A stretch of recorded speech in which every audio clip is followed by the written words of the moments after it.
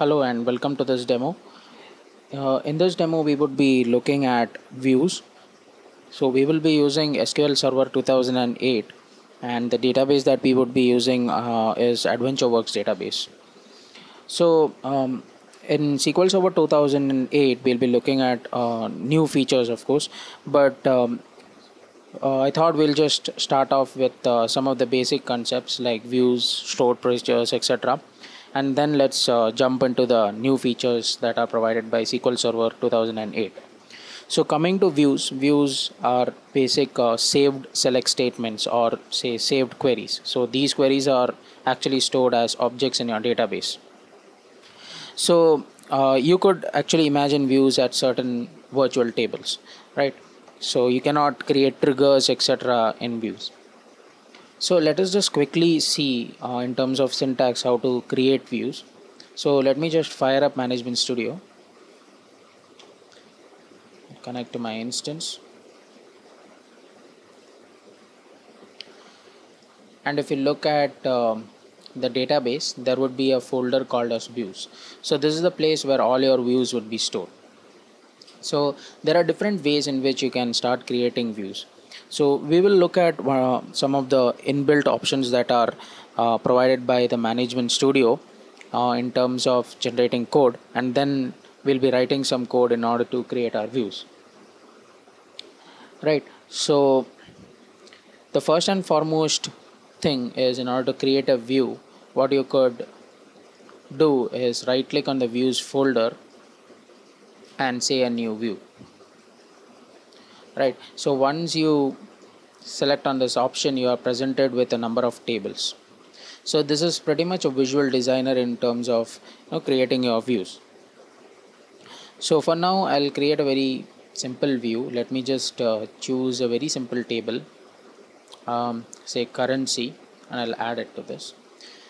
I'll close this one, and now I need to choose my columns from this. So let me choose everything. So as and when I choose my columns, I see that my query gets generated over here. Right. So if you just observe this part, there are a number of columns over here. So for example, let us just put a filter. Let me just see what all things are present in currency table.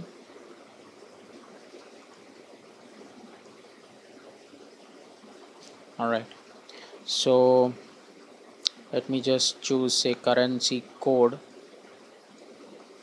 I'll give it a filter name as equal to cat. So accordingly my statement also gets modified. So if I just execute this, you would see that this query is executed and the rows are returned accordingly, right? So I'll just save this, press Ctrl S, and I need to give it a view name. So there are many naming conventions that you might want to follow, but for this demo I'm going to keep it pretty much simple.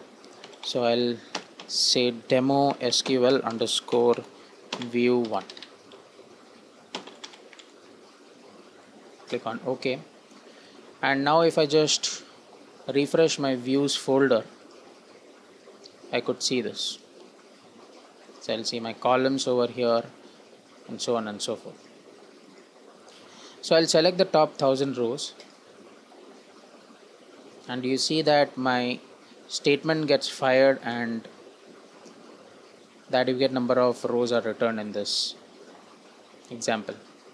Could also design it, and that will take me back to my GUI designer where I could modify my query accordingly.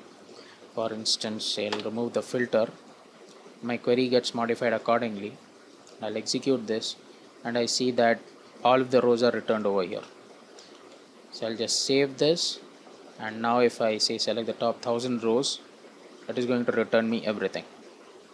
So this is pretty much a very simple way of actually creating views.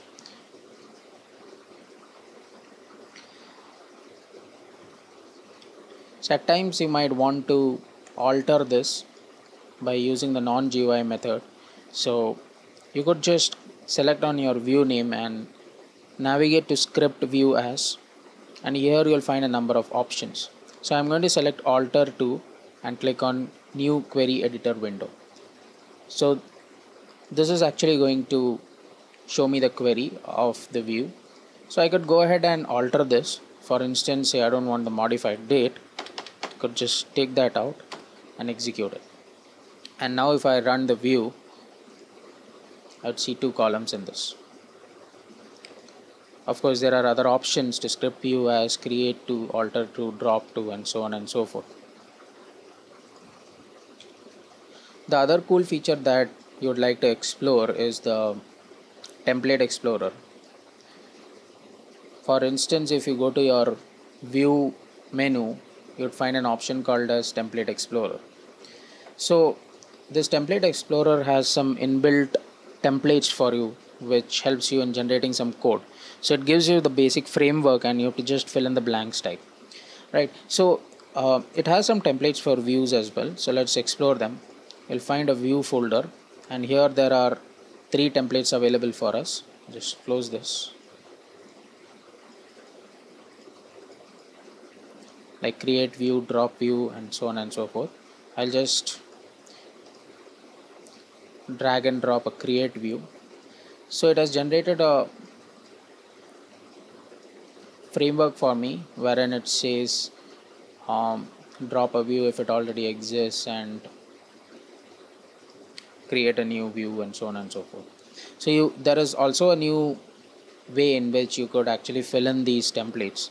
For instance, if you go to your query menu and click on specify values for template parameters, it gives you a small GUI in which you start filling up the values, and accordingly it modifies the query.